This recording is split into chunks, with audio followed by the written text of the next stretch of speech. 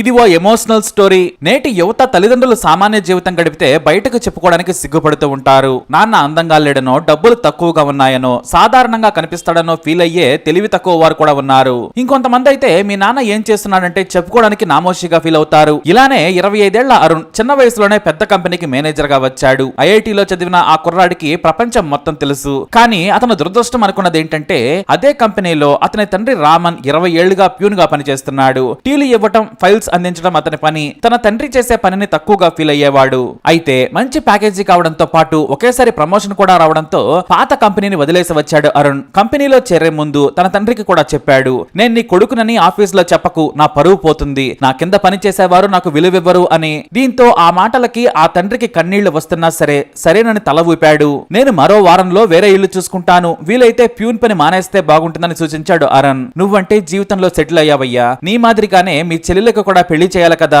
నిన్ను ప్రయోజకుడిని చేసినట్టే నా కూతురిని కూడా ఓ అయ్య చేతిలో పెట్టి రిటైర్ అవుతాను. ఇంకో విషయం గుర్తుపెట్టుకో, నాకు ఆ కంపెనీ జీతమే కాదు గౌరవం కూడా ఇస్తుంది. ఆ కంపెనీతో నాకు 20 ఏళ్ల అనుబంధం ఉంది. ఊరికే వదిలేయడానికి నేను ఆ కంపెనీలో నిన్ననో మననో చేరలేదన్నాడు రామన్. దీంతో విసుక్కుంటూనే కోటు వేసుకుని కారులో వెళ్లిపోయాడు అరుణ్. ఆఫీస్ లో కొత్త మేనేజర్ గా అరుణ్ బాధ్యతలు తీసుకుంటుంటే ఆఫీస్ లోని సీనియర్లంతా వచ్చి అభినందించారు. Company CEO all the best చెప్పి మన కంపెనీ ఉన్నతికి మీ నాలెడ్జ్ ఉపయోగపడుతుంది అనుకుంటున్నానని చెప్పారు. తన కొడుకు ఎంత గొప్పవాడయ్యాడో చూసి రామన్ తనలో తానే మురిసిపోయాడు. అయితే ఎవరూ లేని సమయం చూసి తన కొడుకు అరుణ్ గదిలోకి వెళ్ళాడు. కాఫీ తీసుకో బేటా, నీకు మంచినీళ్లు కావాలా అని అడిగాడు. దీంతో అరుణ్ కి కోపం సర్రుమని లేచింది. బేటా ఏంటి, సారని పిలవడం నేర్చుకో, నీకు అనద్దు మీరు అనాలి. నీకు ముందే చెప్పాను కదా, నువ్విక్కడ అందరి ఎంగిలి కప్పులు తీస్తుంటే నా పరువే పోతుంది. ఇంకోసారి నన్ను ఇంట్లో పిలిచినట్లు పిలిస్తే బాగోదు చెబుతున్నా, పీకి పారేయిస్తాను అన్నాడు అరుణ్. ఆ మాటలకి ఉలిక్కి పడ్డాడు అరుణ్ తండ్రి రామన్. అయితే ఈ లోపు ఎండి అరుణ్ గదిలోకి వచ్చేందుకు డోర్ తీయబోయాడు. అప్పుడే లోపలి మాటలు కూడా విన్నాడు.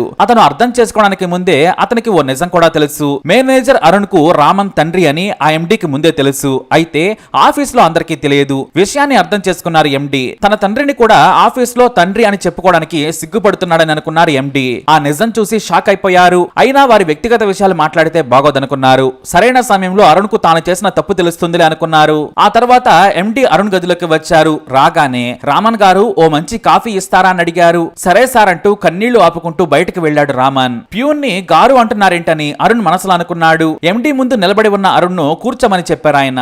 అరుణ్, నీ స్కిల్స్ నాకు తెలిసాయి, ఐఐటిలో చదువుకొని ఈ స్థాయికి వచ్చావు, నీ కెరీర్ కూడా ఇక్కడ ఎంతో బాగుంటుంది అని చెప్పారు. ఆ తర్వాత ఆల్ ది బెస్ట్ చెప్పి కాసేపు మాట్లాడి వివరాలు తెలుసుకుని వెళ్లిపోయారు ఎండి. నాటి నుంచి అరుణ్ గదిలోకి వెళ్లాలంటే తండ్రికి వణుకు పుట్టేది. ఎక్కడ కోపడతాడనని వేరే అసిస్టెంట్ కు చెప్పి అరుణ్ కి టైం కి నీళ్లు కాఫీ ఇవ్వు, భోజనం కూడా బాగా పెట్టమని, బయట నుంచి పార్సల్ తెస్తే ఎలాంటి భోజనం తేవాలా కూడా చెప్పేవారు. మరి ఎంతైనా కొడుకు కదా. అయితే సరిగ్గా అరుణ్ కంపెనీలో చేరిన వారం రోజుల తర్వాత గ్రాండ్ గా 20 ఇయర్స్ కంప్లీట్ చేసుకున్నందుకు పార్టీ ఏర్పాటు చేశారు యజమానులు. ఆ రోజు సాయంత్రం కంపెనీలో బెస్ట్ పర్ఫార్మర్స్ కి అవార్డులతో పాటు క్యాష్ రివార్డులు కూడా ప్రకటించారు. అప్పుడే రామన్ పిలిచారు ఎండి. మన కంపెనీ 2 గదులుగా ఉన్నప్పుడు చేరిన మొదటి ఎంప్లాయ్ మన రామన్. నాటి జీతం 4000. కంపెనీ మొదలు పెట్టినప్పుడు మా దగ్గర ఫండ్స్ లేకుంటే జీతం కూడా ఉన్నప్పుడే ఇవ్వమన్నారు ఆయన.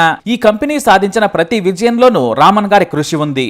ఆయన నాడు మొదటి ఉద్యోగగా చేరి నేటి వరకు ఉన్నారు. అందుకే కంపెనీ షేర్లను రామన్ కు కానుకగా ఇస్తున్నాం. వీటి విలువ 10 కోట్లని ప్రకటించగానే అంతా చప్పట్లు కొట్టారు. నేటి నుంచి రామన్ కంపెనీ యజమాని కూడా అన్నారు ఎండి. అలాగే మరో విషయం చెప్పాలి, ఈ కంపెనీలో మేనేజర్ గా చేరిన అరుణ్ మరెవరో కాదు, రామన్ గారి కొడుకు. తన ఐఐటి చదువుకు అయ్యే ఖర్చును మన కంపెనీయే స్పాన్సర్ చేసింది. అది కూడా రామన్ వల్లే. ఎందుకంటే రామన్ గారు మన కంపెనీకి చేసిన సేవ కారణంగా ఇప్పుడు ఇదే కంపెనీలో పనిచేస్తున్నాడంటే తన చదువు తెలివి ఒక్కటే కాదు, మన రామన్ కొడుకు అనే ప్రేమ కూడా మాకుంది. అతను చెబితేనే అరుణ్ స్కిల్స్ ని చూసి అతడికి ఉద్యోగం ఇచ్చాం. ఆ సమయంలోనే రామన్ గారు ఒక విషయం చెప్పారు. అరుణ్ నా కొడుకని చెప్పకండి సార్, ప్యూన్ కొడుకంటే నా కొడుకుకి కాస్త ఇబ్బందిగా ఉంటుంది అని. అప్పటికి అరుణ్ మన కంపెనీలో ఇంకా జాయిన్ కూడా కాలేదు. అంత గొప్ప మనసు రామంది. అయితే అరుణ్ కంటే కూడా ఇక్కడ మీ హోదానే ఎక్కువ అని ఆ సమయంలో ఆయనకి చెప్పినా అర్థం కాలేదు. ఇలాంటి తండ్రికి పుట్టడం నిజంగా అరుణ్ అదృష్టం అన్నారు ఎండి. ఆ మాటకి అరుణ్ కి కన్నీళ్లు వచ్చేస్తూ ఉన్నాయి. కానీ ఏం చేయాలో అర్థం కాలేదు. అలాగే ఎండి ఇంకా మాట్లాడుతూ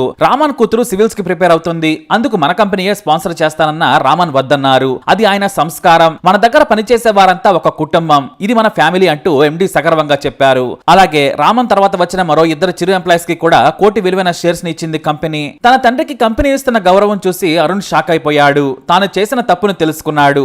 నేను ప్యూన్ గానే తండ్రిని చూశాను, కానీ కంపెనీ ప్యూన్ ని ఒక కుటుంబ సభ్యుడిగా చూసి యజమానిని చేసింది. నా తండ్రి రామన్ అని వారికి ముందే తెలుసు. మా కుటుంబం మొత్తం తెలుసు అని కన్నీళ్లు వస్తుంటే వెళ్లి తండ్రి కాళ్ళ మీద పడ్డాడు అరుణ్. గట్టిగా హత్తుకుని ఏడ్చాడు. నాన్నంటే రక్త మాంసాలను పణంగా పెట్టి బిడ్డల కోసం ఎంత కష్టపడతాడో తెలుసుకున్నాడు. నాన్నంటే ఎమోషన్ మాత్రమే కాదు, అంతకు మించి నాన్న ఏ పని చేసినా బిడ్డల ఎదుగుదలకే, అందుకోసం ఎంత కష్టమైనా పడతాడు. కానీ నాన్నను నాన్న అని చెప్పుకోలేనందుకు తన మీద తనకే సిగ్గేసింది. మరి ఈ ఎమోషనల్ స్టోరీపై మీ అభిప్రాయాన్ని కామెంట్ ద్వారా తెలియజేయండి. వీడియో లైక్ చేయండి, షేర్ చేయండి, మా ఛానల్ సబ్స్క్రైబ్ చేసుకోండి.